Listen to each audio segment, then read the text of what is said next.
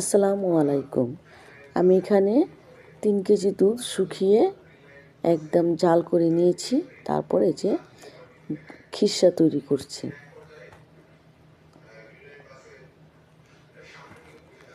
আমি আজকে পাটিসাপটা পিঠা বানাবো।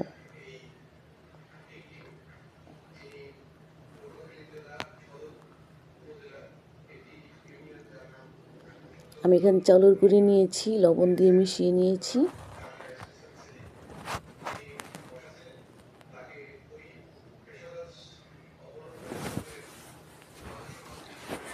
এখানে আমি 1 কেজি চাউলের গুঁড়ো নিয়েছি।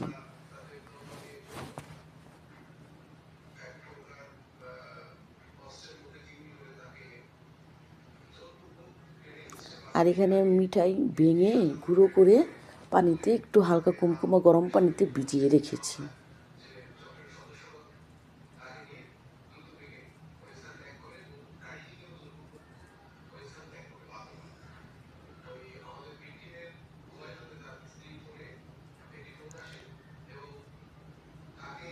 এখন একটু একটু করে গুঁড়ি আমি দিয়ে দিচ্ছি মিঠাইগুলোতে।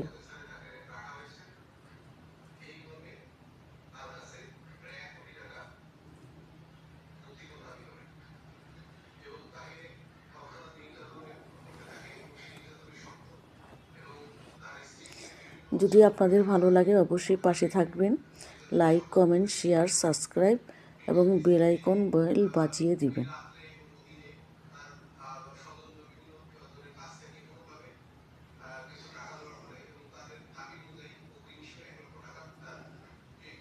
এখন আমি এক এক করে পিঠেগুলো ভেজে নিব।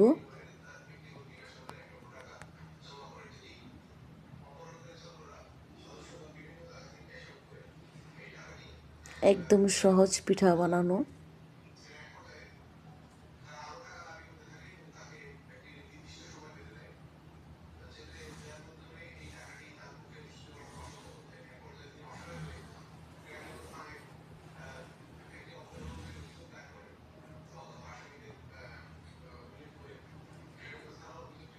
বাজারে অনেক সময় খিরসা পাওয়া যায়, সেগুলো আমার বাচ্চারা খেতে চায় না, আমারও ভালো লাগে না, তাই নিজেই আমি ঘরে খিরসাটা বানিয়ে নিই।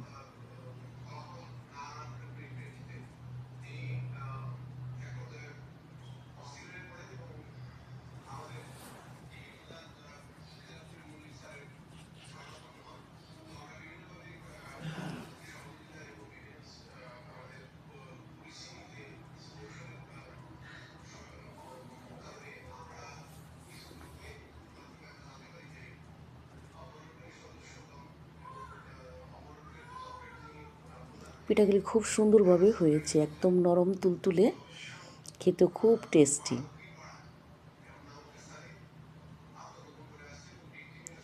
আমি হাতে এটা কলা গাছের ডাগা নিয়েছি বারবার তেল দেওয়ার জন্য, হালকা একটু তেল দেওয়ার জন্য। আপনারা দেখতেই পাচ্ছেন কীরকম হালকা তেল দিচ্ছি।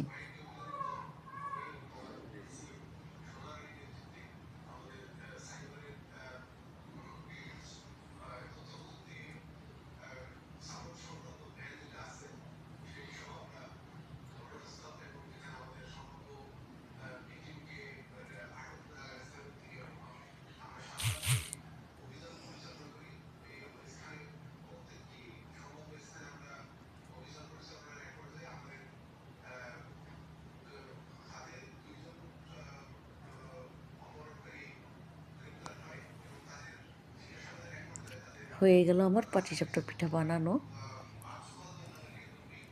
আপনারা একবার চেষ্টা করবেন এভাবে বানিয়ে খেতে, একদম সহজ বানানো পাটিসাপটা পিঠে, আর খুবই টেস্টি এই পিঠাগুলো খেতে।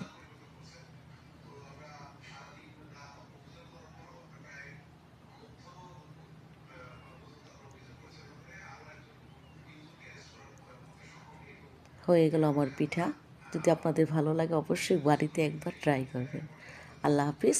আসসালামু আলাইকুম।